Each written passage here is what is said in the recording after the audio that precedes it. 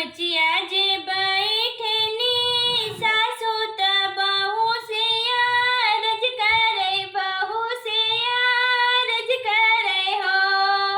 मचिया जे बैठनी सासु त बहू से रज करे बहू से रज करे हो।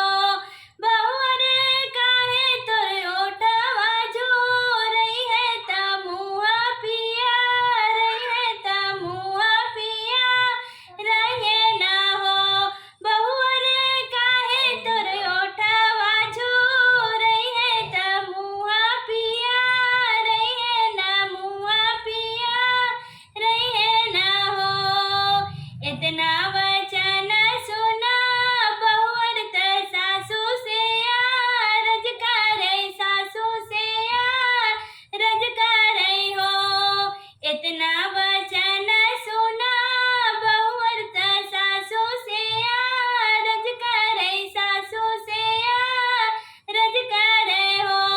सासू तो के तकारे धरे धरिया त ओठवा झूर रही है त मुँह पिया रहे ना हो। सासू तो के तकारे धरे धरिया त ओठवा झूर रही है त मुँह पिया रहे ना हो। मचिया जे बैठनी जेठनी त छोटी से रज करे छोटी से रज करे हो। मचिया जे बैठनी जेठनी त छोटी से रज करे छोटी से रज करे हो। छोटी कह तोर ओठवा झूर रही है त मुँह पिया रही है त मुँह पिया रहे ना हो। इतना वचन सुना छोटी जेठनिया से बोले जेठनिया से बोलेली हो। इतना वचन सुना छोटी जेठनिया से बोलेली जेठनिया से बोलेली हो।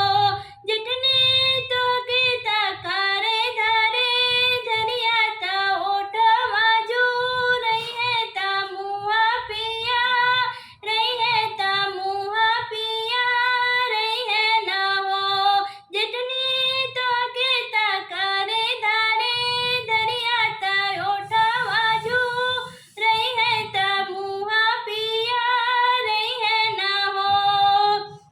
मचिया से बैठनी बुआ त बहुअर से रज करे बहुअर से रज करे हो। मचिया जे